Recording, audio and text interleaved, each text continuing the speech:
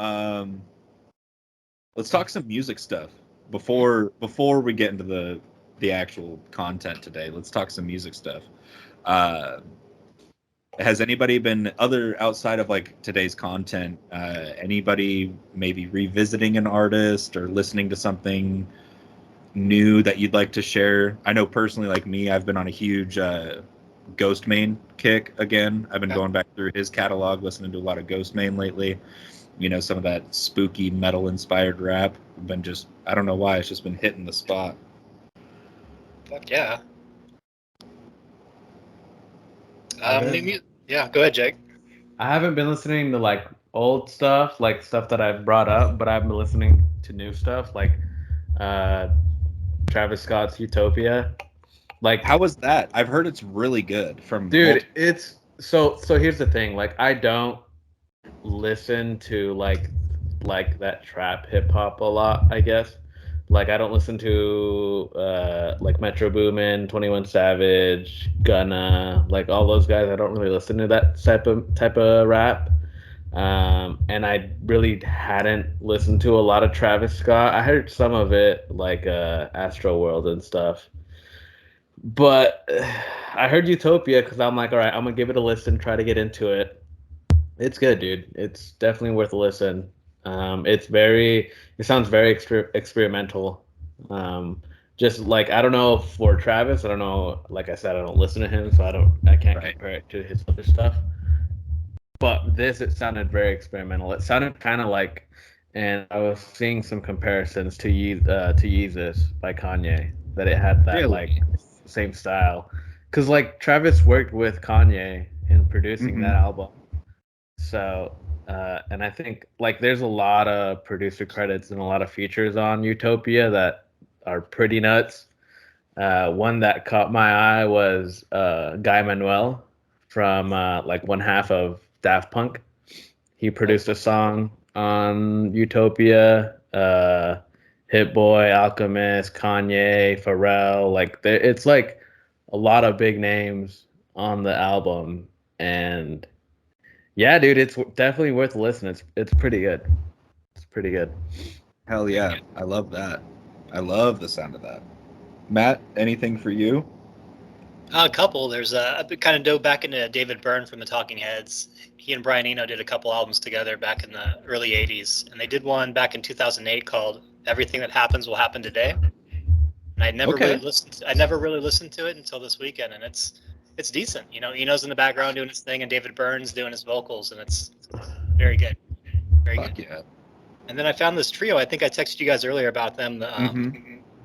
The Delvin Lamar organ trio, just 3-piece, guy on organ, guitar player, and drummer, dude. I watched a live performance last night, and they're just funky. Mostly instrumental stuff, but really cool. Sure. Hearing an organ in the band is really cool.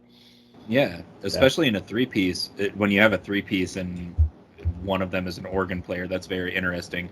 I haven't gotten around to listening to either track that you sent me because I was doing other stuff and notes this morning. But check it out.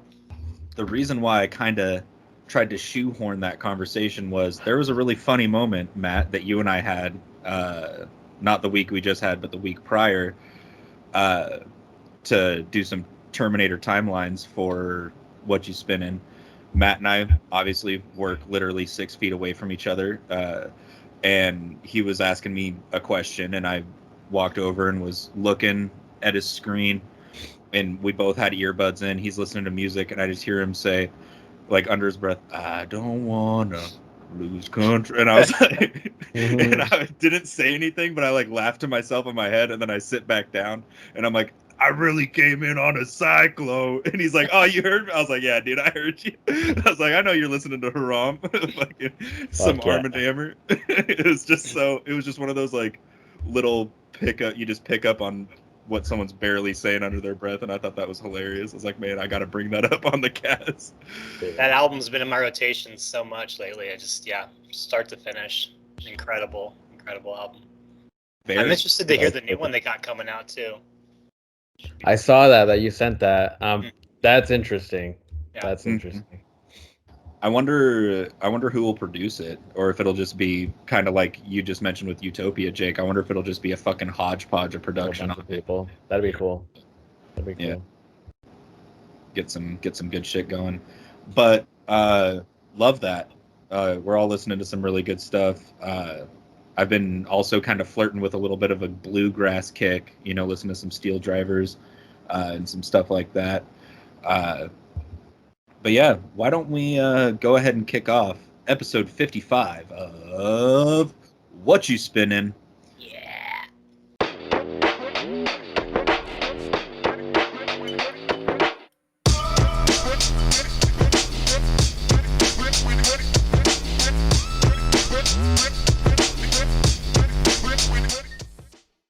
Welcome to another exciting edition of Whatchu Spinnin'. As per usual, I'm your host, joined by my boys, Jacob and Matt, my co-hosts. I'm Dorian. We're going to go ahead and kick this bad boy off. We're going to travel back in time to what, like fucking 1968, right, Matt? We are going back a little bit. Yeah, let's go back. What you got for us, man? We're going back to 1968, like Dorian said. An artist that I don't think we brought up on the cast, Jimi Hendrix. And we're going with Electric Ladyland. Love the outfit there, Jimmy. Looking good. 16 songs, a little over an hour. And one of the last albums he did before he died. My favorite album from his collection, personally, it's just, I remember in high school when I first heard it, especially the track 1983. First getting into, smoking pot and just kind of chilling with music. And that song, man, it was a 13-minute track. It's just epic proportions. The guitar work on that song is incredible. And I just remember sitting in cars and playing that tune with friends and just not saying a word and just, basking in the music,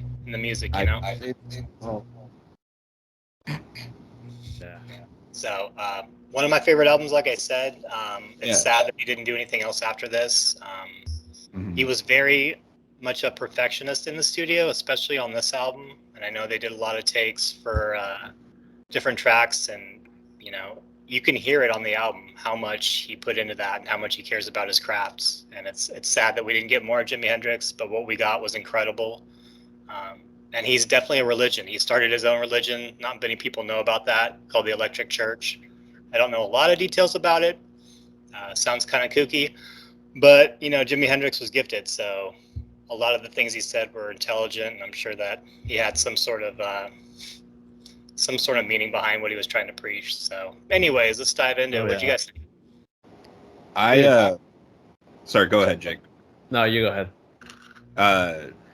This is my second favorite Hendrix album, only because... And it's really because of If 6 Was 9 off of Axis Bold as Love, which makes that my favorite album. I just love that track specifically. But Jesus Christ, dude. Electric Ladyland. I mean, where do you even begin? Just if you want to see why Jimi Hendrix was Jimi Hendrix, you listen to this album. There's just such insane guitar work. I read a book about Jimi Hendrix in high school that kind of gave me a lot of insight to this album and listening to it. And then I was reading through because I was like, oh, I wonder how the Wikipedia article for this album in particular, I kind of went off the books as far as I operate with the podcast, was like, how does it compare to what I read from the book? Because I remembered a lot of it.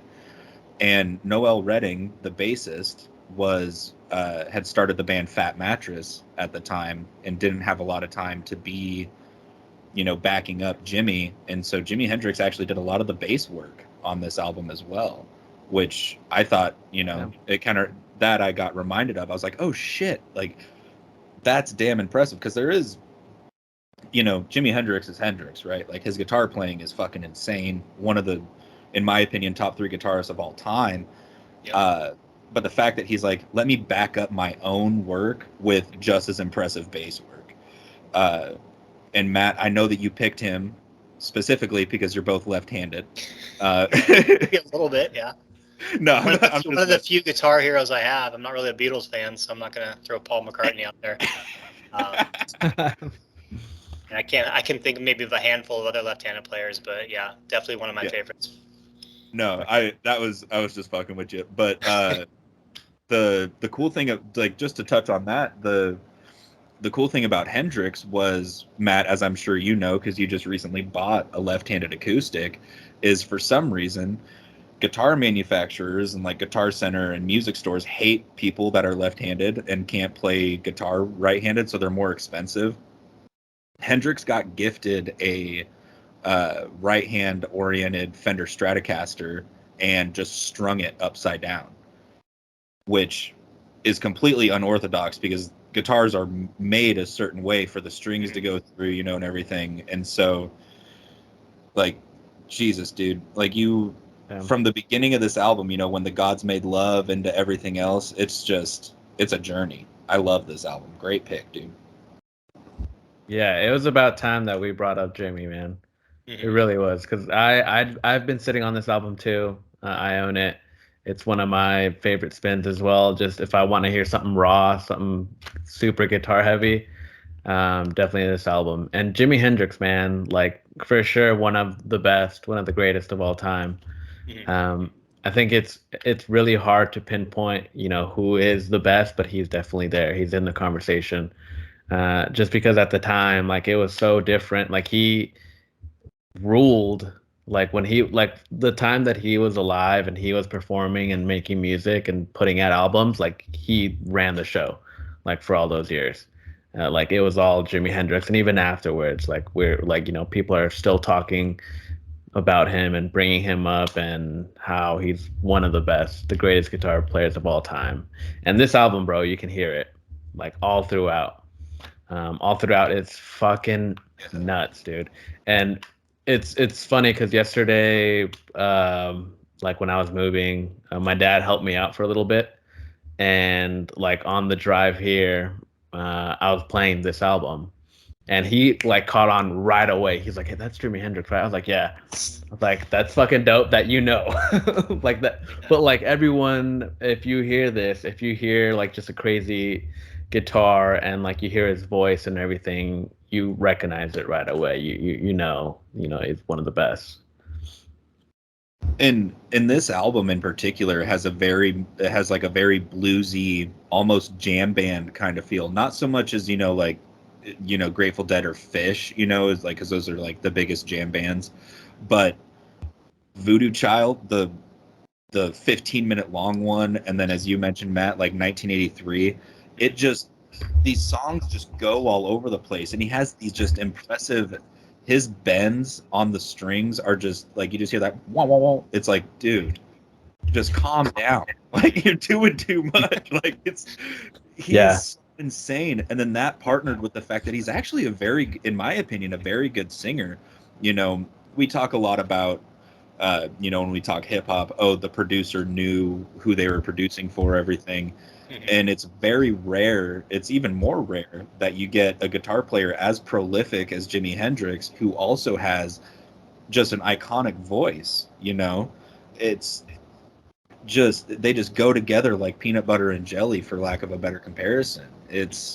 I love that. And then Mitch Mitchell was one of the artists, or one of the guys that got me into drumming back in the day. I'll let you know, we'll talk about one of the other guys later on in the episode.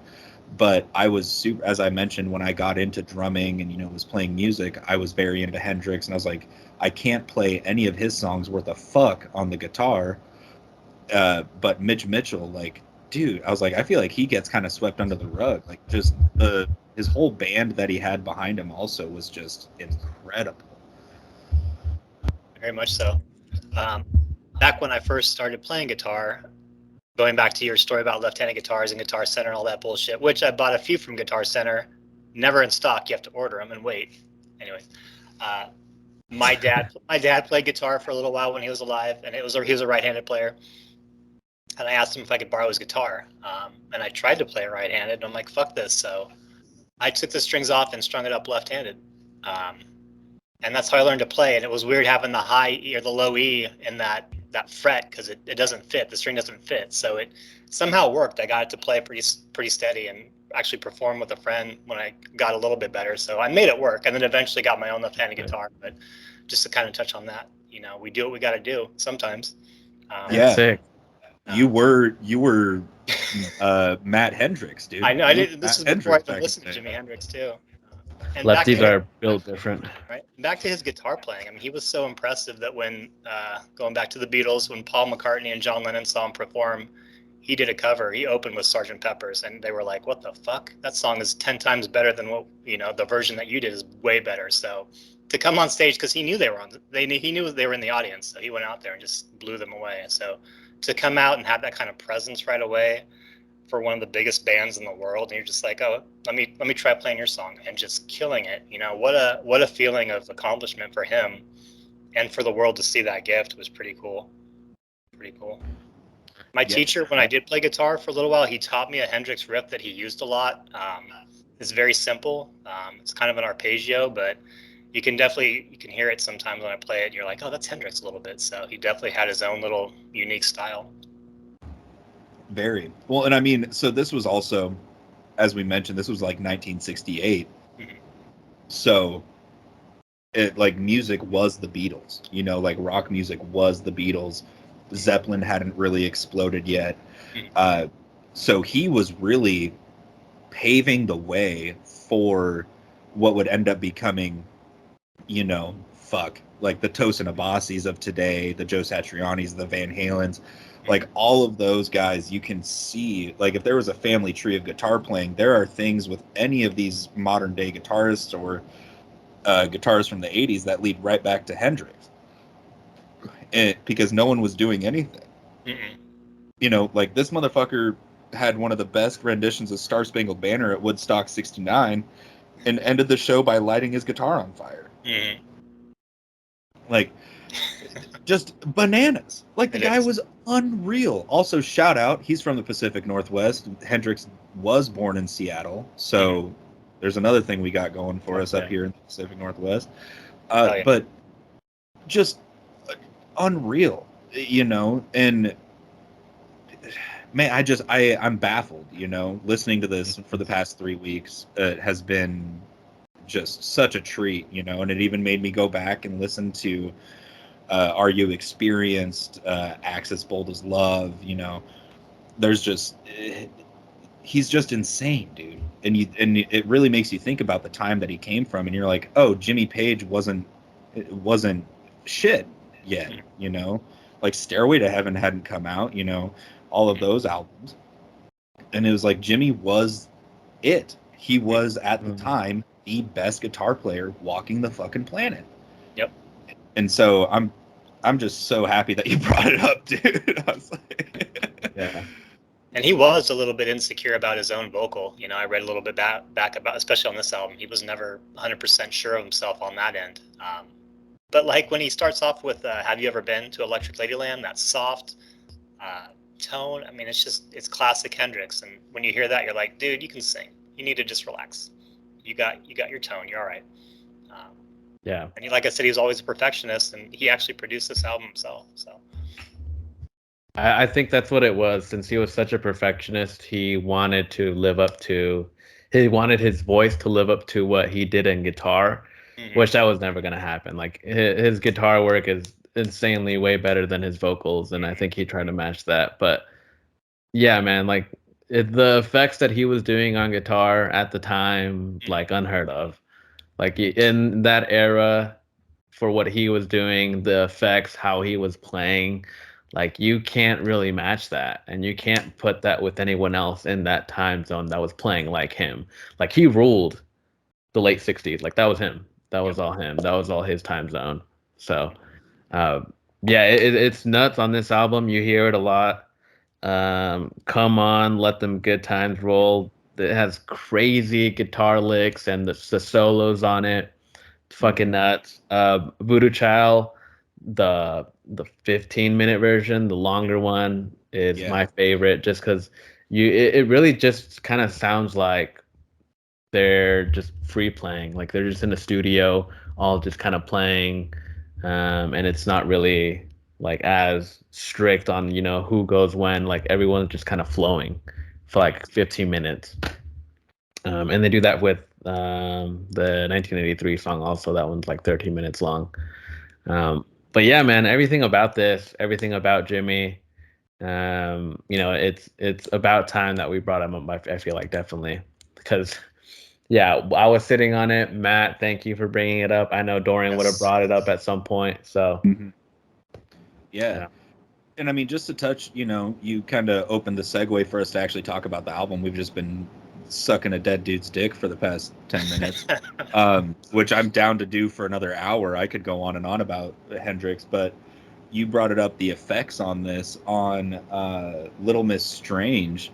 There's that really sweet acoustic guitar intro, and then it just, boom, launches into this heavy fuzz effect on the guitar, just like, just the shit that he was doing, he'll be playing and then he'll just activate, like, he was like the pioneer of using effects, really. If we want to cut it down to brass tacks, whether it was just the whammy bar, which is built into a guitar, or effects pedals, which there wasn't really a lot of at the time.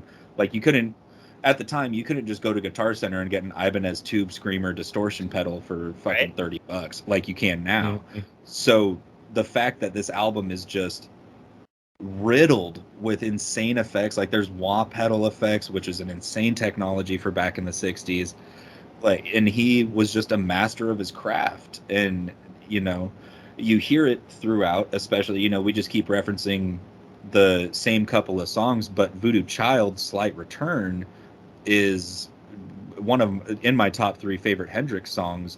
That opening, like, it's just got that wah pedal effect throughout the whole time.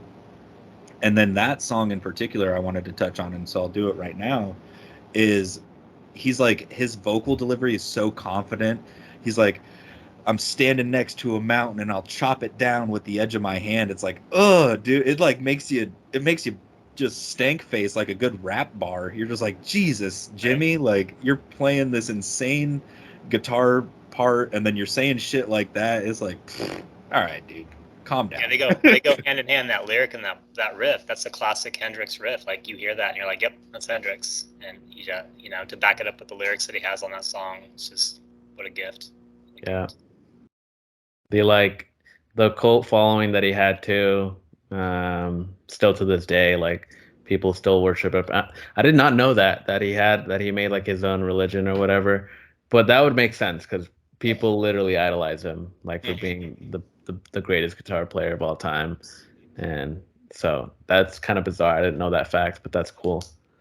But yeah, man, this album, definitely. I like the album cover, and they had like alternate covers and stuff too. They did. For like Europe and everything, which was pretty neat.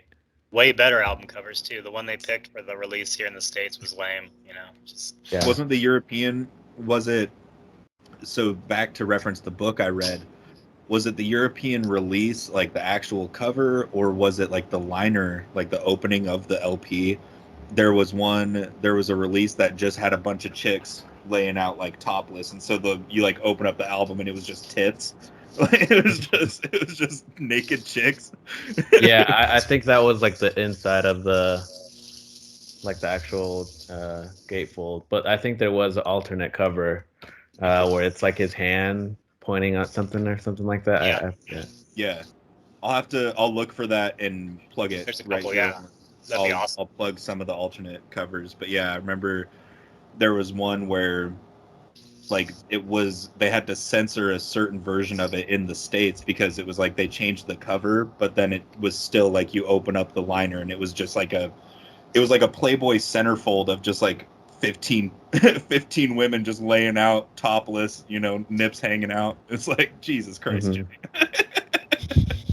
In 1968, that's pretty bold for sure. Yeah, exactly. But shit, man. Let's talk some more about this. One thing that I liked about this was kind of the callbacks to as you go through the album. As you get toward the bottom, there's callbacks to tracks that had happened previously. Still Raining, Still Dreaming is a callback to Rainy Day, Dream Away. And it's much more intense. And so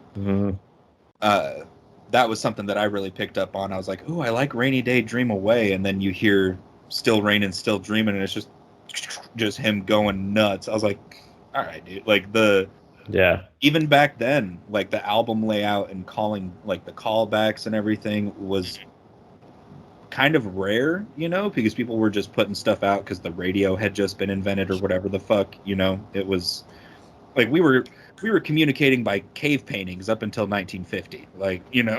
Like, so people were just making shit for the radio, and so to have an album like that it's like, hey, you've got a record player or whatever, if you can listen to this full album, you're going to appreciate it, because there's stuff at the bottom that calls back to stuff up top, you know, with, as I said, Still Dreamin', and then Voodoo Child, back to Voodoo Child, you know. Just, it's a very, and it goes back to what we were saying about Hendrix being such a perfectionist. Was he knew what the fuck he was doing, you know. Like, it was a very, this album was very thought out, from the music on it to the layout and the packaging and everything. Like, there was just, you can tell that he was a very, like, ethereal, thought out dude, you know what I mean? Yeah, he definitely thought of, like, the track listing and where to put it, and I think he laid it out pretty well. Like, it's a pretty perfect layout of when it starts, the lead up, the middle, the break, and then just the ending. Like, that fact that it ends on that Voodoo Child, the, like, the remix or whatever, the, like, that is an insane ending. That is a nuts ending. And then same thing with it having the watchtower, like, right in front of it, which is also, like, so many iconic staples, not only in Jimi Hendrix's catalog, but just in rock in general, like in rock music, are on this album itself. So, and speaking of All Along the Watchtower, this is a point I wanted to make after listening to it today and doing my notes. Matt, you and I have made this point all the time. Bob Dylan is a much better songwriter than he is a performer. 100%. Yep. It leaps and bounds. Jimmy's version of All Along the Watchtower blows his out of the water. U2's cover of All Along the Watchtower is actually fucking sick. I love that. And so, you know, like Hendrix's last studio album, one of his best albums, has a cover of of Bob Dylan that goes on to be the most well-known version of it, you know. You know, so that was just cemented my point, which is hilarious. I don't know if my friend Christy watches the show anymore, but one of my friends is a huge Bob Dylan fan, and I would always tell her, I was like, he could just write music for other people. Like, if ghostwriting was a thing back in the day, he could have just written songs. Hendrix. Because then, you know, just to compound on the point, he did Knocking on Heaven's Door, sucks. Guns N' Roses did it, rocks. Like, you know. But no, yeah, so you get that badass cover of All Along the Watchtower right into Voodoo Child Slight Return. It's like, all right, dude. Like, you're really putting a bow on this fucking album, you know? It's just unreal. And I'll say it one more time. His bends, like his string bends on everything, is just, he just throws them in wherever, and you can just tell what that studio environment was like. Just unreal. Yeah, I think it's gonna be real hard for anyone to top what he did and the success he had, and like, yeah, he was definitely one of a kind, and like, who knows if we'll ever see something like that, like someone so talented as he was. So yeah, it's fucking awesome that the music that he did come out and is being released, and that he did release and, you know, made albums for, that are still to this day, you know, such a staple in music all over the world. So it's fucking badass. Oh yeah. Do we have any closing arguments, closing thoughts, Matt? This is your album to dictate. Do you have anything left? Not really. I think I brought up a lot of cool things about the album. I know he had a lot of guest musicians in there. Steve Winwood from the '80s kind of era was on keyboards for that Voodoo Child. Yeah, live version. And you can kind of hear Jimi Hendrix directing him on how to do a part during the song. I don't know if you guys picked up on that. Kind of hidden, but he's talking to Steve Winwood, like, kind of showing him or telling him what to play. kind of you have to go back and hear it, but I will. musicians, and that song, I think they were out somewhere and they just said, hey, let's go back to the studio, and they just went back and just did it impromptu. I'm not sure how many takes they did. That might have been a one-take session, but if it was, holy cow! Like the 15-minute version of Mm-hmm. that. What? Yeah. Damn. Okay. Well, I guess at that rate, let's do some top threes. Let's do it. Yeah. Start off. Kick us off, big boy. Honorable mention, going to be kind of the title track. Have you ever been to Electric Ladyland? Number 3, Little Miss Strange. Number 2, Voodoo Child, the live, the long version. And then my top track, like I said at the beginning of my introduction, is 1983, A Merman I Should Turn to Be.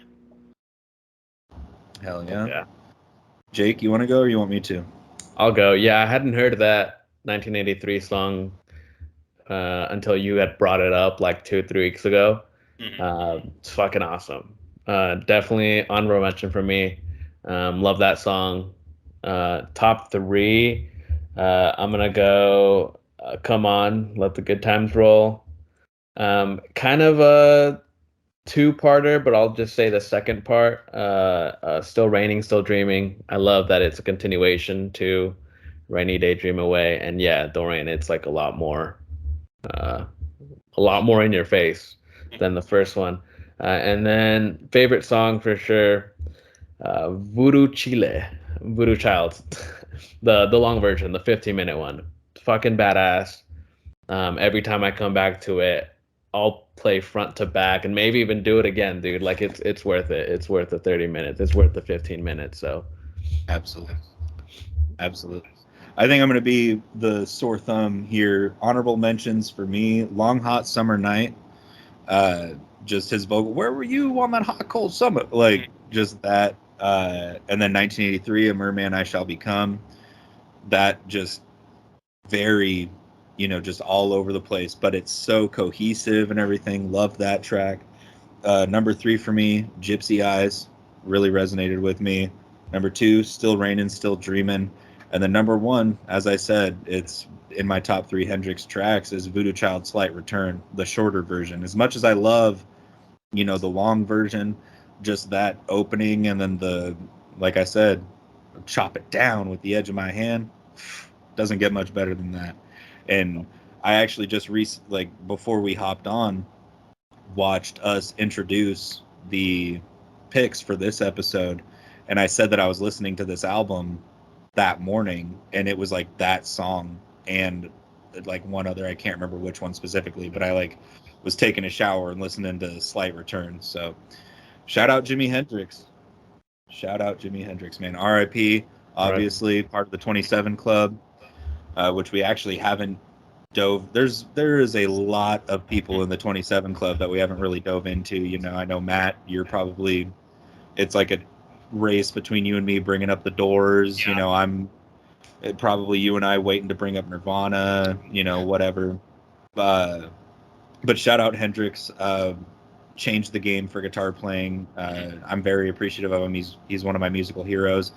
But we're gonna go ahead, take a quick little siesta break, and then we're gonna kick it over to Jacob.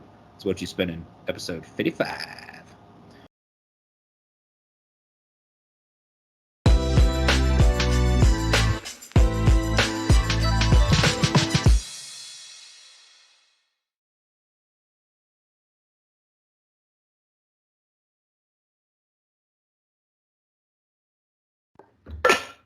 Got 2 kids and my baby mama late. What song is that? The Food. Oh yeah. So good, dude. I'm gonna get into that, but Dave Chappelle, the Chappelle Show, dude. Mm-hmm. It had so many good artists. Like Dave. It was like Arsenio. Like Dave Chappelle and the Chappelle Show and the Arsenio Hall Show, dude, just had the best musical guests. Yeah. He had Questlove on all the time. Right. And dude, let's talk about this for just a second. How wild is it that The Roots is Jimmy Fallon's backing band? Yeah, they've Like- been for a while. forever. And it's Well- like I don't think all of these like, you know, Midwest white moms realize how badass the Roots are. Like the Roots kicks ass, dude. And Jimmy Fallon went from SNL to having his own show, and he's like, you know what? Let me get Questlove and the Roots Let me as just my get backing one band. of the fucking most powerful bands. My fucking Because they were, Yeah. that's the thing, is it's like they weren't a rap group, you know, they weren't like Tribe Called Quest, they weren't De La Soul, they were a rap band. It's like, that's a, what's the fucking album called? I want to get it and bring it up, but they have a really good album. They have a couple of really good the albums. blue one. Are you talking about the blue one? No, not Do You Want More. How I Got Over is my favorite one by them. Yeah, that one, the blue one. Kind of blue. No. I think the actual like vinyl is like bluish. Do You Oh, that Want one More? too. No, I'm thinking of. Is there an echo in this room? No. Okay.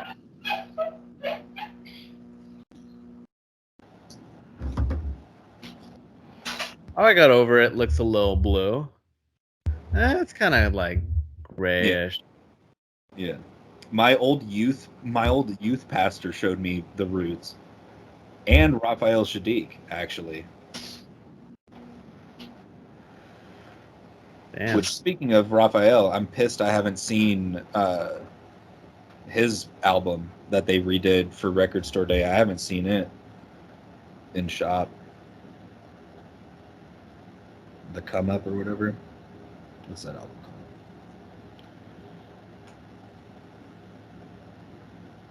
called? Or The Way I See It. Yeah, the way I see it, it's fucking phenomenal. Yeah, I was about to say, if you haven't listened to it, listen to it, but you have.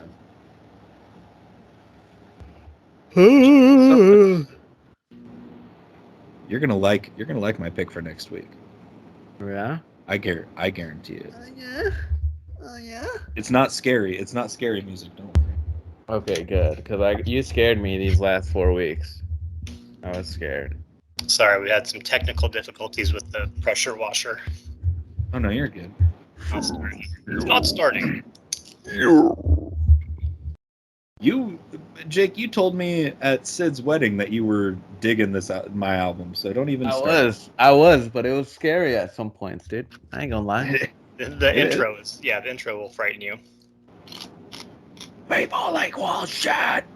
I was pointing it out to Jacob, but do you see what I got hanging up behind me, Matt? I do. Self-titled. Hell yeah. And then underneath our merch, got a Slipknot t-shirt on. Thanks. Yeah. But all right, yeah.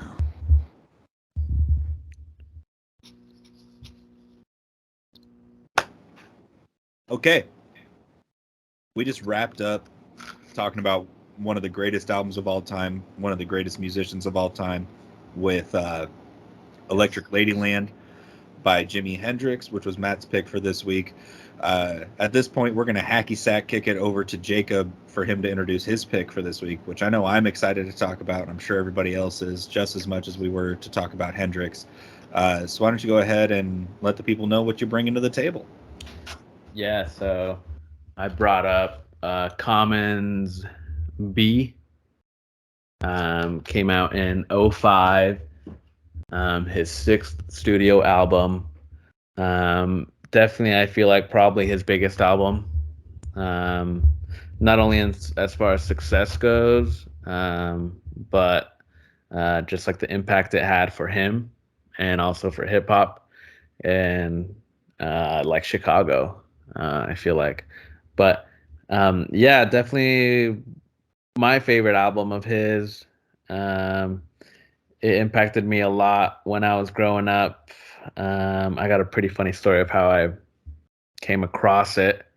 But yeah, what are your guys' thoughts? I want to get into your guys' thoughts first. See what you guys pick your brains a little bit. See what y'all thought about it. For sure. This is my first introduction for Common. I'd heard of him before, never dove into any of his catalog. So I think for me, this is a good starting point.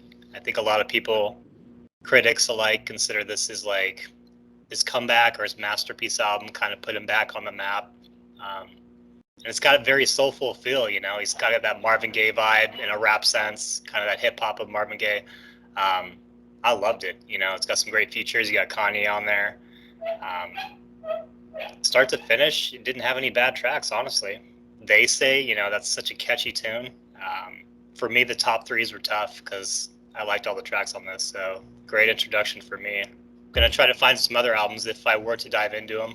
You guys have any recommendations? Like Water for Chocolate. Okay. That's the only one that comes to mind for me. This was kind of a reintroduction to Common for me. It's been probably a decade since I dove into him, and this was a reintroduction to this album for me. But yeah, like what was it? Like Water Like Chocolate or whatever. Yeah, Like Water for Chocolate is, I think, his like other like really good album. But this is like sixth album too. He did 6 albums before this, or 5 albums before this. That's insane. Yeah, 5 albums before this. It's crazy. Yeah. He's like an old school rapper. Like he's been doing it since the 90s. Right. Hanging out with Badu and whatnot. Yeah. I mean, I'll jump into it before Jacob gets a chance to, because we're both nerds about this. Yeah. But holy fuck, dude, the production on this. You want to talk about like Common's from Chicago, right, Jake? Like, remind me. Like, so you get. I think so. Yeah. Pairing up with Chicago's best producer at the time, Kanye West, and who else features on it but Jay motherfucking Dilla producing. Facts. Those two combined on this album, like, not trying to disparage, you know, Common at all. There's great lyricism. This album kicks ass, but Jesus Christ, dude, the production on it is insane. Like top to bottom, it doesn't miss.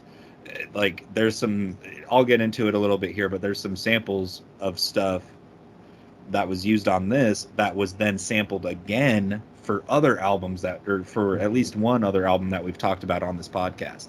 But yeah, dude, Kanye West and Jay Dilla, 05, which was shortly before, you know, like a couple years or whatever before Jay Dilla passed away. Like, Jesus Christ, dude, it's just unreal. And then Common's like poetic delivery and lyricism and everything.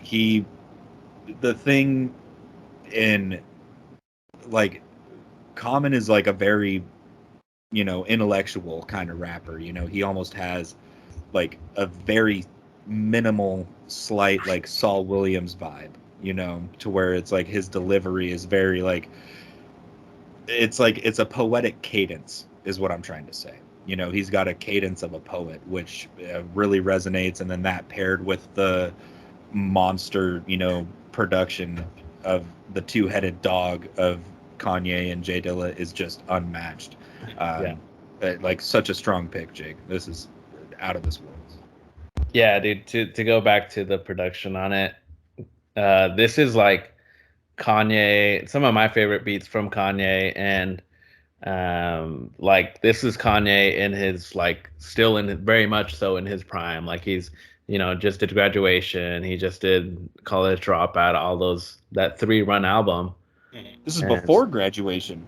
It's before? It was before, yeah. Graduation was 07. So even this was before. This was even before you're right. Kanye broke rap music. He was producing for one of the biggest rappers, like Common, as much as he is like an old head, like, you know, hadn't, you know, whatever, didn't really get much recognition. He produces on what turns out to be Common's biggest masterpiece, and then 2 years later goes out and kills gangster rap. Yeah, unreal. This is when like Kanye was still very much like leading up to his prime and had an insane run with everything that he touched. Everything that he did was, you know, was amazing. And you know, it goes without saying, like he had a big, huge part in this album. Like not only production, but also him featuring him, you know, doing backing vocals and even doing some verses. as much as nowadays my opinion on him is a little wonky, I feel like for most people, I can't discredit him artistically. Like him doing this album, without it, I don't think this would be as good as it was. So, and that goes to say without Dilla as well, because Dilla, he only did 2 songs on this, but they are some of my favorites, and also really good. But to get into it, how I discovered this album, I was in high school. I was like a freshman or sophomore, and it's like summertime, and I needed to get a haircut. And typically, either at this point in time, my dad was cutting my hair, or we would go to the Edgar haircut. Facts. It was not the Edgar haircut because I was like a simpleton, and I'd just go like, I'd simpleton. Yeah, I'd just get like, I'd get a buzz cut, like all just one length, like just hit me with like a 2 and fuck my shit up. Yeah, like it was bad. And that's why my dad did it, because it was, it was easy, and we didn't have to spend money. But I was like, I want to get a haircut. It's summertime. Let me go get a haircut. And I walked down Barger to Barger Barbershops. I'm pretty sure it's still there. Shout out Gabriel and Julio. That I think Gabriel still works there. Julio doesn't work there anymore, and Marcus. Shout out. But that barbershop's cool. But I went in there as a walk-in. I'm like, hey, can I get a haircut? And they're like, oh, just give me like 30 minutes and I'll sit you down. I'm like, all right, cool. I'll just wait there. Like, I'm a kid. I don't have a car. I just walk there. I'll just wait there. And they're always playing music there. So like the barbers are talking to each other and like, what should we bring? Like, what should we play for music? And then they're like, oh, let's play some Common. And I'm like, okay, I've heard of Common. I haven't heard any of his music though. And then they played this album, and I just heard the intro, like that bass, like do do do, and I was like, what the fuck? What is this? And then it got into it more, and I was like, damn, dude, like this is fucking fire. And then I asked them for their Wi-Fi password, and then just downloaded the whole album, and like just listened to it on my iPod, like for God knows how long, like ungodly amount of time put into this album. But yeah, that's how I discovered it. Since then, I've been a huge fan. Yeah, man, Common, he does his thing on the mic. He's definitely one of the more gifted rappers, I feel like, out of Chicago. But that goes without saying, like Detroit and all that, like they've always had crazy rappers coming out of there. So it's fucking nuts. And that live version too, was it the food with Kanye that was on Dave Chappelle's show, I think, at one point. Yep. That's a cool track too, especially for a live track. You can hear their energy is amazing. Their vocals are on point. They're just going back and forth. It's so good. Got 2 kids and my baby mama late.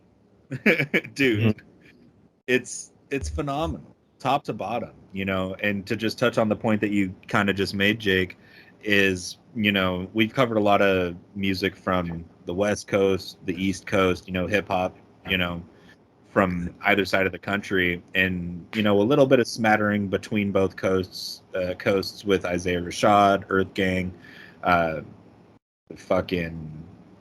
Brother Lynch, some stuff in the middle, but you make a solid point. We've already covered Kanye with Graduation, but like Chicago and Detroit had this very weird, not necessarily weird, but a very interesting to look at kind of renaissance with hip hop in the early 2000s, like from 2000 to 2010, with Common and, Kanye coming out, Eminem coming out of Detroit, just Royce the 5'9", like, a whole bunch of people. Shout out Royce the 5'9", very underrated artist. And so this was like kind of the start of that. Kanye had already put out Late Registration and College Dropout, and he was on the verge of putting out Graduation, which really put him on the map, as far as like that really broke him into the mainstream. So the fact that you get an old head I call him an old head because he was doing it for longer than, you know, most Chicago rappers. They really paved the way. Like, he really paved the way for, you know, like Chance the Rapper and, you know, Vic Mensa and Oh yeah. all these other cats coming out of Chicago. And it's like, dude, don't sleep on those weird fucking states when it comes, like, the middle of the country. Like, there's some good music going on, you know, and even, you know, some weird honky ass southern states like Alabama that gave us Isaiah Rashad, and, you know, like Atlanta, you know, gave us a bunch of shit. Missouri gave us Tech Nine and Brother Lynch, and, you know, so this is a very good album to listen to be like in a weird kind of phase where, because I remember, like, my mom was listening to the radio a shit ton back then, right? And so it was very like Ja Rule and, you know, very pop heavy, but it was like, no, there was this weird movement going on in the upper Midwest of the states of rap music, which is very interesting to dive into.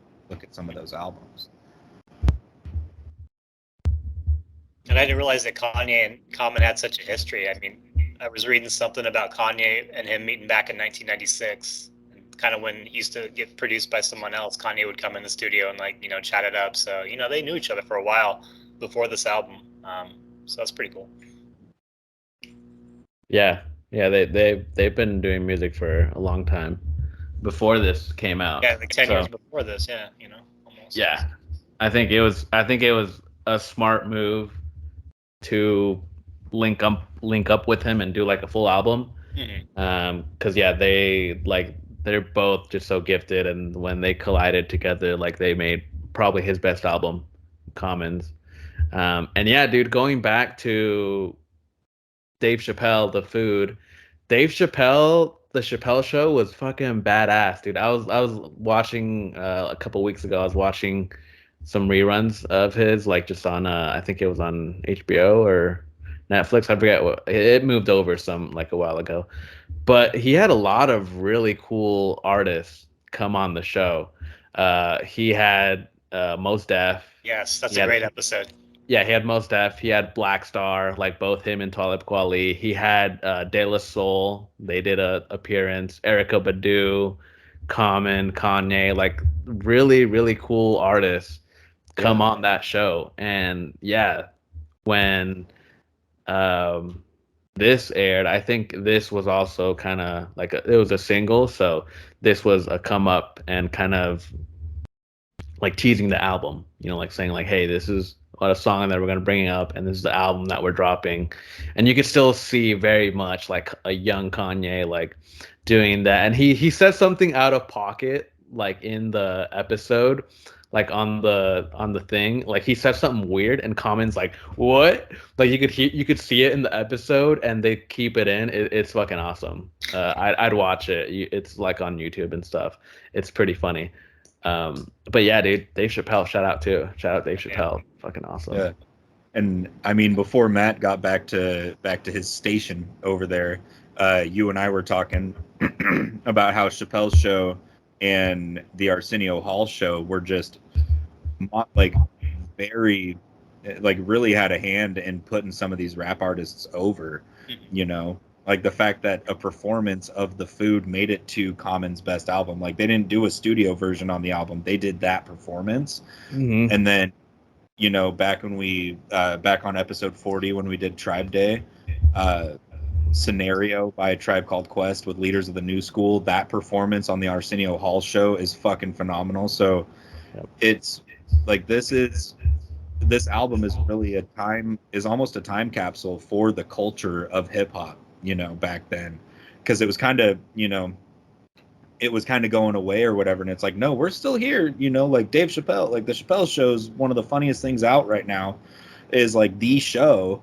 And we're having some of the best rappers of all time on it. And, you know, it's there's really something to be said. So, like, shout out Chappelle Show, shout out Arsenio, all that good shit. Let's see what I got. Oh, let me go ahead and plug this sample real quick on Faithful. There's a sample on there that's the I'm gonna be. Again, Terminator timelines for Whatchu Spinnin. That's from Good Ass Intro. That got sampled again on Good Ass Intro by Chance the Rapper on Acid Rap. That first track on Acid Rap has that I'm gonna be. Again, shout out Chicago. Damn. You know, he was really like, so when I heard that, like I don't think I had heard that song prior to this, and I was like, wait, what the fuck? And I immediately went to Acid Rap and was like, let me see where the fuck that came from. I missed that. That's a good catch. Fuck. Go back and listen to both. Listen to Faithful and then Good Ass Intro, and it's the same sample that I'm gonna be. Another sample, nod back to when we brought up Marvin Gaye. Love Is, that Dilla produced. You can hear it. It's like very faint. It samples God Is Love, by Marvin Gaye. And all you hear is like, you hear those little like, love your brother, love your mother. Like that's Marvin Gaye being sampled in the background. It's like very faint, but you can hear it. And then also I wanted to bring up It's Your World. Love that song. It's another J Dilla that he produced. Fantastic song, fantastic beat. But I love that little like interview that they do of the kids at the end. And some shit that they say is like hilarious. Like some kid says, I want to be a government. And then some other kid just says like, yeah, it's and then some other kid like in a little kid voice is like, I want to be a duck. And like it's so cute, like stuff like that when they have like little interviews of, you know, children or something. Like it's so cute, and it kind of lightens up the mood, lightens up the album. And I love that they end with that, because it's like it's kind of powerful, the dialogue that he has afterwards at the end too. So yeah, I really like that song. Hell yeah. I mean, just great altogether. Like you said, from B, the intro, into the corner. Love that you picked that for the let's get ready kind of portion of the episode. You know, Go is one of my favorite tracks off of this. That go. It makes me want to go, dude. Like there's just stuff that makes you think, stuff that kind of makes you want to boogie. You know, this album really has it all. You know, shout out Common, shout out Ye and J Dilla. Beautiful. Yeah.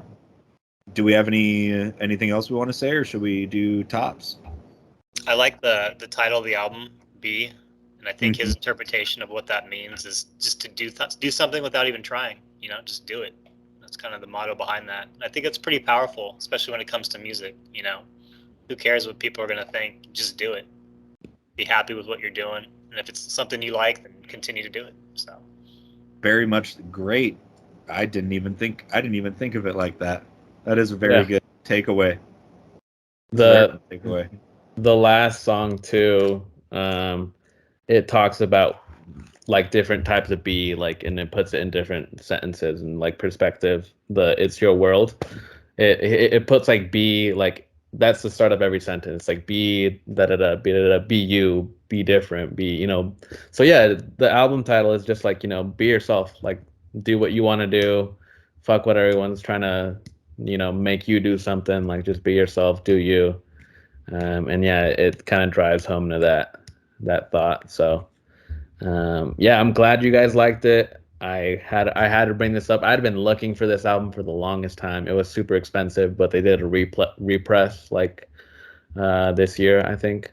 So that's how I ended up finding it in person. But yeah, if we want to get into the top threes, I'll go first. Honorable mention, I'm gonna go with Faithful, because I think that's important, to be faithful, in like any sense, and you know, be, you know, faithful friend, partner, you know, worker, family member, you know, in every sense you could put that in. Top three, I'm gonna go B. I think it's one of the craziest intros to an album, especially rap. One of the craziest rap intros. I love that. Number two, I'm gonna go It's Your World, and then number one, They Say. That beat like just hypnotizes me every time I hear it.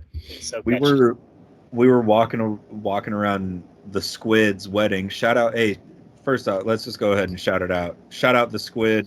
Shout out the Highlands. Great wedding. Jake and I got to go to. Shout out, yeah, amazing wedding, super fun, and yeah, fuck yeah. But Jake and I were walking around, and I just kept hearing him say, "They say it." Like he's like, "When are they gonna put that song on?" I was like, "Dude, I don't think they are." But yeah, shout out, They Say. I'll go next on that point. Honorable mentions for me, Faithful and The Corner. Love those tracks. Number 3 for me was The Food. Hold up, I fucked this up. No, yeah, number 3 for me was The Food. Number 2 was They Say, and then number 1 was Go. Nice. Those are my. I think we all have similar picks. Honorable mentions for me is a double. Got The Corner and They Say. 2 great tracks. The Corner is the first song that just caught my ear off the album, so gonna love that one forever. Number 3 was Faithful. I thought that was like a ballad, if anything, on that album. It was the epic ballad of the album. Number 2 would Go, and then my favorite track was Real People. Fuck yeah. Nice. Love Real People. That's a good one too. Hell yeah, man. Super jazzy. That beat's super jazzy. Yep. Mm-hmm. Fuck yeah. Well, I think that puts a pin in, wraps it up, puts a big old fat bow on B by Common, released in 2005, which was Jake's pick for this week. Fantastic album, really just a Chicago staple. If you're into, some Chicago rap or just hip hop in general, go ahead and listen to this. It might change your life.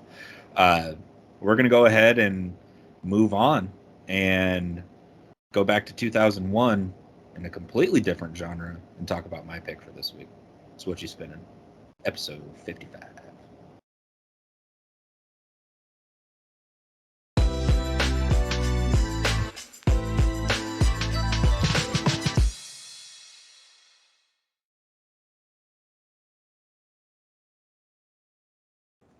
All right. Hell yeah. Let's what do y'all say we wrap this bad boy up? Let's get weird. Let's get weird. Let's get weird. Let's get angry. Let's wrap this bad boy up. Get a little angry. Put some spice into the. Inject some spice into the episode with my pick for this week. If there's anything you can rely on me for, is I'm gonna bring up some heavy shit every once in a while. Some heavy, angry shit. It's kind of my shtick. And I think I did a pretty good job this episode with Slipknot's second album, the follow-up to this album right behind me, their self-titled debut. This is the second album, 2001's Iowa by Slipknot. Just as good of an album, if not better, to some people's opinion. One of my favorite summer, or one of my favorite albums to play in the summer for some weird reason. I think I mentioned this to Matt a while back. I was like, I don't know why, but when it's summertime, I just want to listen to metal. So that's what I forced y'all to do. I'll leave it at that, but what do y'all got to say? Why you gotta scare us? It's summertime. Fucking you want to savage, dude. Yeah. I pissed my pants on the intro. I'm like, is this Willy Wonka meets Satan? What's going on? Yeah. Like, let me skip through the field of daisies, not stomp through them, dude. Like, get fucking mad. But I've never, you introduced me to Slipknot when we debuted that album, and this was a great follow-up. I like this one better, a little catchier for me. I don't know. It's got a very raw feel. I think you can feel that in the performance too, based on what they were going through, whether it be in the studio or in like their personal lives. You can feel a lot of that, and I just don't think they're very happy. Not to say that that's a bad thing when it comes to making music, because this album is killer, but I think a lot of that energy, it comes through, it seeps through, and it's an amazing follow-up to coming out with your first album and laying the groundwork. It's like, how do you follow that up? And they do it with Iowa. Yeah, very much so. But go ahead, Jake.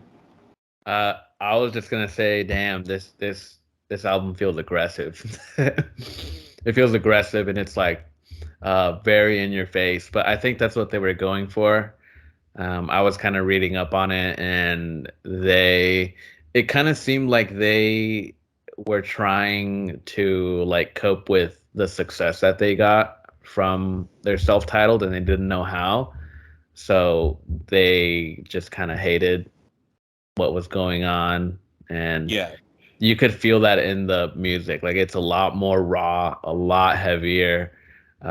Corey Taylor, his vocals, like fucking talk about. That's what amazed me the most. Like this guy, like their singer, like for him to be able to like, like scream and like do that, like for a whole song, for a whole like 6-7 minutes, is crazy.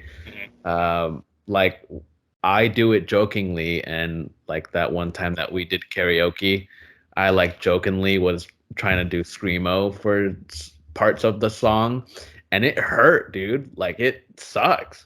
And having to do that for like 5-6 minutes on like however many tracks this album has, like that shit fucking wild. That's nuts. And that's what I look up to. That I'm like, damn, that's crazy that Corey Taylor was able to do that. Like it's fucking insane, and hats off to that, because that in itself is crazy. But yeah, definitely very heavy, very like when I'm listening to this, it just makes me want to like just punch a hole in the drywall or something. Like it's fucking crazy. Is this the first album that has Jim Root as guitar, like full guitar player? Because I know he was on the first, like the couple tracks, right? So, yeah, so Jim Root got pulled over like when they recruited Corey Taylor to join Slipknot before the debut came out. He had already started his other band, Stone Sour, which had Jim Root as the guitarist, and he's like, if I'm coming over, you got to bring my boy Jim. But they had already done like all of the writing process except for Purity off of the self-titled album. Okay. And so that's the only songwriting credit that Jim Root got on that album. So this is the first full album with Jim Root on it. And so after they toured aggressively for this album, because again, as you said, they didn't, like, Slipknot just started. They weren't expecting to be, if you look at it now from a 2023 perspective, they didn't expect to be one of the biggest metal bands in the world ever.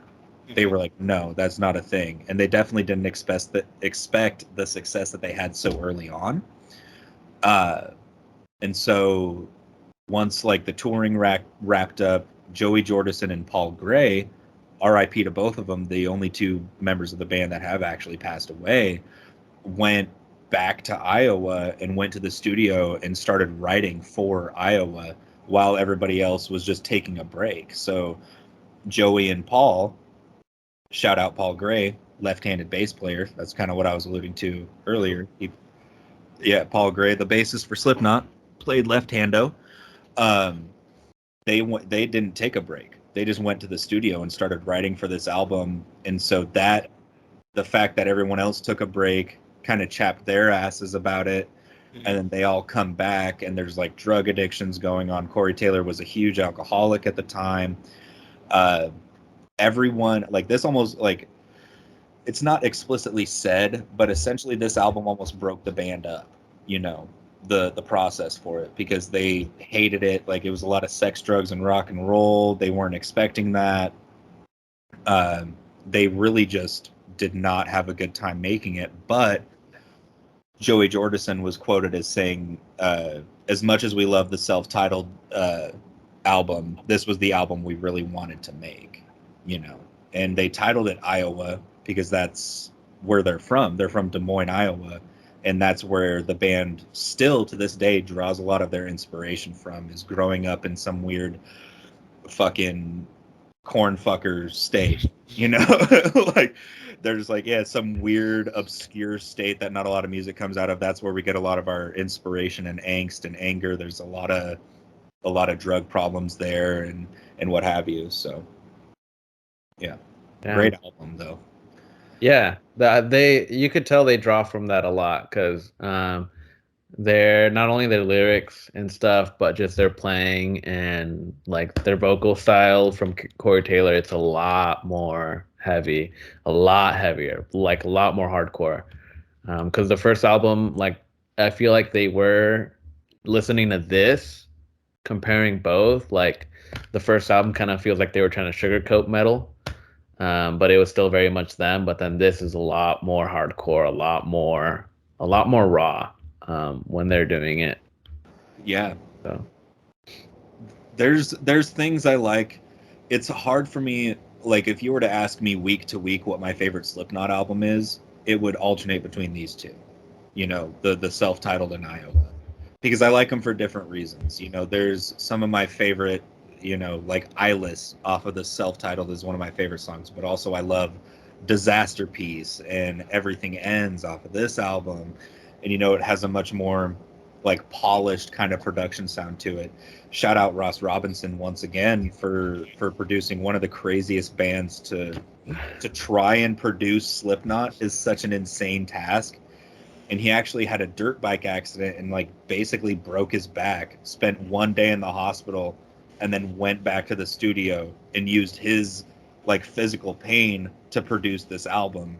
So there's a very like painful Ross Robinson producing this album, and that's very prominent throughout. You know, there's that angst of everything of like they wrote people equals shit to basically tell everyone like, hey, fuck off, we didn't want to be famous but we are, so eat my dick, basically is what people equals shit is all about.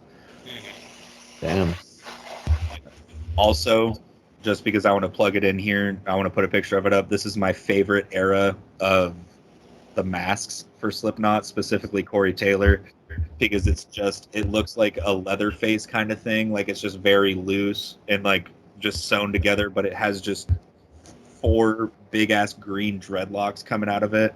I'll put a picture of it here, but goddamn, dude, they were looking gnarly back in the day in comparison to what they are now. But yeah, man, this album also, you know, I'll always be the one to, you know, point out some instrumentation shit. This album popularized blast beats in the mainstream, like very like Joey Jordison on this album made the blast beat style of playing kind of mainstream because this album exploded. Like if they thought that they got popular off the self-titled album, they didn't know what the fuck Iowa was going to be, and it turned out to be even better, you know. And so Joey Jordison was just playing blast beats, and other than like underground metal scenes, that was unheard of in the mainstream. So very influential. Another because when I like listen to our albums, I try to look up like live shows, just like to see either if in the era like when they made the album or later on if they perform a song on the album. I'll try to look it up, and they did a fucking Conan O'Brien appearance in 2001 on Conan O'Brien's late night show. They played Heretic Anthem on live TV. Yeah. What the fuck? Yeah. Conan's what? the dude, though. He knows what he's getting into. Yeah, he's a musician himself. He plays guitar. He knows. Probably loves that man. What the and like it's so crazy the show because like they're just like headbanging and fucking going nuts. And it's just like he's like screaming into the mic. Like at one point, it zooms into I don't know the band members, but it's the dude with like the long ass nose. Chris Fenn. Yep. Yeah, it zooms into him, and he's like looking into the camera, and he's like jacking off his nose. Oh, yeah. Like fucking nuts, dude. Like when have you seen that, and when will you ever see that again? Like in mainstream media, like in live TV, a metal band like just performing like the craziest fucking song they have, like Heretic Anthem. It talks about like some demonic shit. Like it's fucking nuts, fucking crazy, dude. I love I thought that was badass. The intro, speaking of Heretic Anthem, I love the intro for it. Craig Jones, their sampler, plays a sample, and it's a countdown from 10, and it stops on 6, and it's like 10, 9, 8, 7, 6, 6, 6, 5, 4, 3, 2, 1, and then the song kicks in, and then the chorus is, of course, if you're 5, 5, 5, then I'm 6, 6, 6. Like, just a huge, just the power in that song is so incredible. You know, everyone is just getting it. There's while there was some really good, you know, DJ scratching work from Sid Wilson on the self-titled, this one has it even more. You know, People Equals Shit has that like his scratching work. Like he's an underrated DJ. I think they took it off of YouTube, but back when I first got into this band, they there was like a solo just DJ set of their DJ just doing like actual scratching and shit, and he's fucking phenomenal. The dude gets down, and he's also like the craziest one out of them. Like he's broken multiple ankles by like popping up onto drum risers and shit. Like still, as I said last time we did our, you know, Q&A, I would have loved to catch these guys in this era. Like if I could take a time machine and go to when they were touring this album, I would easily go do that, you know. They put out a live DVD of one of the tour dates, or maybe it was multiple, and they just like smushed them together, but it's called Disaster Pieces. I have yet to see it. It's something that I want to get my hands on, but this was Slipknot at its finest, in my opinion. I kind of mentioned this to Matt a couple weeks ago, but after this, they kind of went more commercial. You know, they still had some of that, you know, aggression and like the metal aspect, but they were very much more, you know, commercialized and everything. And so this is like the rawest form of Slipknot that you're ever going to get is on this album. Damn. Is it, because I don't listen to Slipknot except when you've brought it up, and like every now and then when it'll come on like on my gym playlist and stuff. Is there any other albums I should listen to from Slipknot, or are these two just is there earlier stuff like? Yeah, so in my personal opinion, I've listened to everything that they've ever put out. I say the first 4 albums are decent. There is a huge leap, or like not, I guess huge, it's not that aggressive, but you can tell from this album Iowa to volume 3, the Subliminal Verses, which was the follow-up to this, there's kind of, you can tell they were getting a little bit more commercialized, and so there's a little bit more radio friendly stuff. And then after that they put out All Hope Is Gone, which was the last album to have both Paul Gray and Joey Jordison on, and that one is definitely more like they managed to get mainstream and radio friendly but still kind of keep the juice going. So it's no Iowa, no self-titled, but yeah, I would say listen to their first 4, the self-titled, Iowa, volume 3, and All Hope Is Gone. Just listen to those first 4. Anything after that, there's like select tracks that are good, you know what that are like replayable, in my opinion. They're still killing it. Like I still watch live clips of them playing the they're still touring, right, and everything. Yeah, they're still touring. Max Weinberg, the old drummer for Bruce Springsteen, his son is actually their new drummer, Jay Weinberg. So some weird shit like that. But yeah, I would say just listen to the first 4 albums that they put out, and then after that, don't bother listening to a full album. They're still great. They still kill it. It's just they've kind of strayed away from what they used to be. But yeah, those first 4 albums are phenomenal in my opinion. Yeah, you recommended a couple tracks off Volume 3 to me that I loved. Was it 3-0 and The Blister Exists? Yeah. Yeah, The Blister Exists. I used to, when I was playing percussion in band, I would do that. There's a really sick like marching snare little interlude, and I used to do that all the time. But yeah, Slipknot, they're just such a unique band. They're so unique, you know, 9 members being that aggressive, and you know, just their live show, as I've shown you guys that clip from the last time, you know, we covered Slipknot. They're phenomenal. But shall we do top 3s? Let's dive. Let's do it. Dive. Alrighty. For me, honorable mentions are The Shape and Metabolic. There's actually, I wanted to highlight one lyric. You know, it's very rare when I bring up a metal pick that we get to highlight some lyrics, so I figured I would do that. There's a lyric on Metabolic where he says, "Where were you when I was down? Can you show me a way to face every day with this face?" Which I was like, damn. All right, dude. That's pretty deep. So yeah, Metabolic and The Shape are my honorable mentions. Number 3 for me, The Heretic Anthem. Number 2, Everything Ends. And the number 1, Disaster Piece. That breakdown that happens it's literally 4 minutes in. I recommend you go back and listen to it. Just go literally 4 minutes in. It does this weird little breakdown, and there's this fucking Joey just does this hi-hat hit into this massive breakdown, and it's just so fucking nasty. But yeah, those are my top 3. Nice. I'll go next. Honorable mention for me, the title track, Iowa, man. Talk about even creepier than the intro. Really like that one. Number 3, Disaster Piece. Number 2, Everything Ends. And then my favorite track was Gently. Nice. That's in my top 3, Gently. You mentioned, sorry, real quick, you mentioned Iowa, right? Mm-hmm. There's one thing I wanted to bring up from that, and I forgot, so I'll go ahead and just do one last little thing. So I screenshotted this.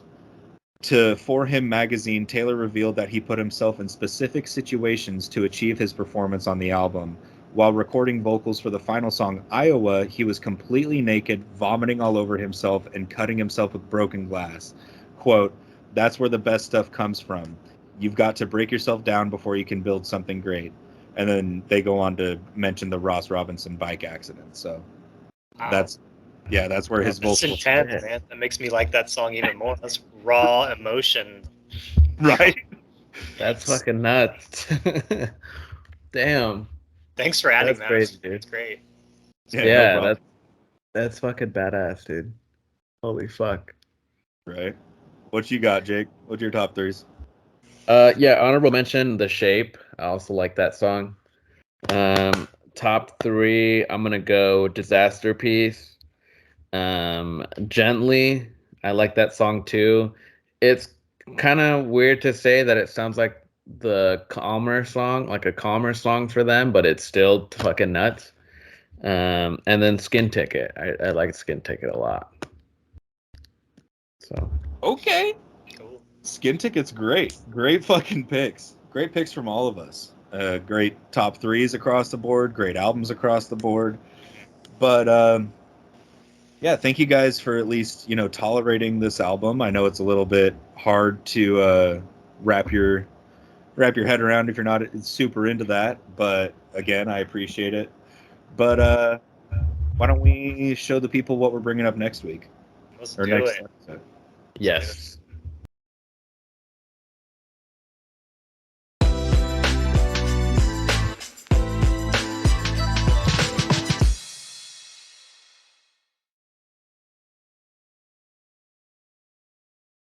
Fuck yeah. All right. Well, it's that time of every episode of Whatchu Spinnin', and it's no different. Even 55 episodes in, we're going to go ahead and introduce what we're going to bring up next episode. And as per usual, we go in the order that we spoke today, which means, Matt, you're up to the plate. Sweet. Bringing up an artist I brought up once before on one of my first podcasts with you guys. I think you all know who my favorite hip-hop artist is, Saul Williams. This is an album produced by Trent Reznor called The Inevitable Rise and Liberation of Niggy Tardust. Great samples on here from Public Enemy, and then you got Trent in the background doing his thing. Hope you guys like this one. Let's fucking go. I love Saul and Yeah. Trent, dude. This is their second time collaborating, right? They toured together a little bit after his first album came out, and then after that, they did this one together. Or there's his second album, self-titled album. They kind of toured. He opened up for 9 Inch Nails on that tour, and then they got together on the tour bus and started doing things for this album. Okay.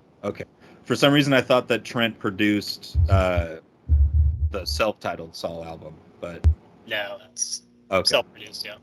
Got it. Okay, that's what it was. Anyways, Jake, what you got? Yeah, artists we haven't brought up yet, a DJ duo. Daft Punk, Discover. Let's fucking go. Let's go. Let's go, dude. It's about time. It's about time. And you know what? You brought up an artist we haven't talked about, but one we needed to bring up. Matt, you're revisiting an artist, and I'm about to put a bow on an artist discography. It's not the last time he'll be mentioned because of some things we've got in the works, but I'm bringing up The Unseen by Quasimodo. Oh, shit. The debut Quasimodo album. We've done Yes Sir Whatever. We've done Further Adventures of Lord Quas. We've done The Unseen. And next episode, 2 weeks from now, y'all come over to my place. We're going to have Gavin on the episode because he's a huge Quas fan as well. Yeah. And Cool. we'll fucking put a bow on the Quasimodo trilogy, even though I know for sure it'll get brought up again at some point. But as far as strict Quas projects, I'm happy that I've been able to bring up all three and that I own all three. So, The Unseen, Quasimodo. Yeah. Fuck yeah. Yeah. Great Hell yeah. picks. Yeah. Very much so. Let me just... Jake's always bringing the ones I've never listened to. I know. I love it. That album is so good, Matt. I gotta bring him up. Mm-hmm. I like Hell Lucy. yeah. Well, Jake, Matt, thank you once again for always wanting to be a part of this. Hell Let's yeah. go ahead and reconvene in about 2 weeks. I'm Dorian, as again. That's Matt. That's Jake. We'll catch you next time for Whatchu Spinnin. This has been episode 55 of Whatchu Spinnin. Peace.